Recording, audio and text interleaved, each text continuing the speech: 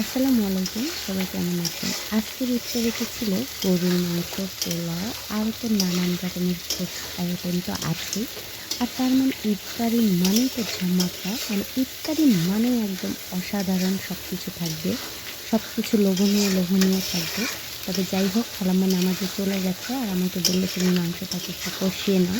আর আমাকে মাংস কষাতে দিলে তার মানে কি বলতে পারবেন? একদম মাংসের কোনো ঝোল থাকবে না, তেল তেল ভাব হয়ে যাবে। আর তখন ফাইনালি আমাদের টেবিলে ইফতার সাজানো চলছে। আজকে গরুর মাংস, তারপরে আলুর ভাজি, তারপরে পোলাও। অনেক সুন্দর করে খালাম্মা এই পোলাওটা রান্না করে। মাশাআল্লাহ, আমি এটা প্রায় ভিডিওতে বলে থাকি। আমার তো পোলাও খেতে খুব একটা ভালো লাগে না। তবে খালাম্মার এগুলোই এই আমাদের পোলাওটা ইফতারি। অসাধারণ। আমি তো আলহামদুলিল্লাহ। এটা মিস আল্লাহর করি রিজিকে না। যা রাখছে সেটাই এটাকে তো আমি কোনো খাই। আমাদের রিজিকে যা তারপরে আছে আমাদের তাই ইফতারি রেডি হচ্ছে। জানি সবকিছু না গোছাগাছি আর সব হচ্ছে, মানুষের একটু ধোয়াধাই ইফতার হচ্ছে। করতেছি। তবে সব আল্লাহর কাছে রেডি দোয়া করি টেডি সবাই ভালো করে থাক, সুস্থ তারপরে থাক। এখন তো ইফতারি রমজান ভাজার মোবারক হোক টাইম সবার। না? আল্লাহ হাফেজ। এখন ভাজা পোড়া করার টাইম হয়ে গেছে। ভাজা পোড়াটা বলতে কি, এখানে আমি পেঁয়াজি ভাজতেছি আর আমরা পেঁয়াজিটা ঠিক এভাবে ভেজে থাকি। আমি অন্যভাবে পেঁয়াজি ভাজি, যেটা আমি নিজস্ব বাসায় যখন ভাজি এটাও আপনারা দেখছেন।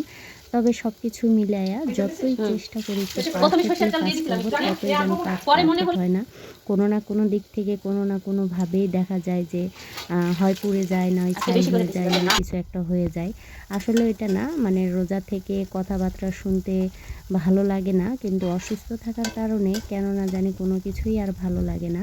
তবে যাই হোক, আমার ভাজাগুলো কেমন হচ্ছে অবশ্যই আপনারা কমেন্টে জানাবেন। তবে আমার কাছে মনে হচ্ছে আমার ভাজাটা আপনাদের অনেকের মন কাড়বে, আবার অনেকের ভালো লাগবে না। তবে সব কিছু মিলিয়ে আজকের ভাজার আয়োজন, ভাজা পোড়াটা বেশ কম বেশি করে হচ্ছে। আর এদিকে ফুড এগুলো আমার রেডি হচ্ছে। এটা আমার শরবত, তারপরে এই যে ডাবের পানির সাথে ডাবের ওই নারকেলগুলো আছে না, ওইগুলোকে আমি উঠায়ে দিছি। আর এখানে ফ্রুট সালাডটাও রেডি হয়ে গেছে। আর এই তো আমার পেঁয়াজিগুলো আমি একটা একটা করে উঠাচ্ছি। অনেকগুলো উঠায়ে ফেলছি। মানে ক্যামেরা অন করব মনে নাই, হাতে কিন্তু মোবাইল আছেই। তো আসলে কাজের চাপ পড়লে এরকমই হয়। শুধু আমার না, প্রত্যেকটা আপু এবং ভাইয়াদের এরকম হয়ে থাকে। তবে কিচ্ছু করার নেই। আপনারা সব কিছু দেখে শুনে বুঝে লাইক, কমেন্ট, শেয়ার করে তারপরে পাশে থাকবেন। কেননা যে আপনাদের ভালো লাগাটাই আমাদের সবকিছু। আপনাদের একটা ভালো লাগার একটা কমেন্টই আমাদেরকে উৎসাহ করবে, অনেক দূর নিয়ে যাবে। আজকে কিন্তু আমাদের এক্সট্রা একটা মানে আছে, যেটা কাজু বাদাম। এটাও আমরা খেয়ে থাকি। যাই হোক, সবকিছু মিলিয়ে আজকের আয়োজন, জানি না কে কীভাবে খাচ্ছে।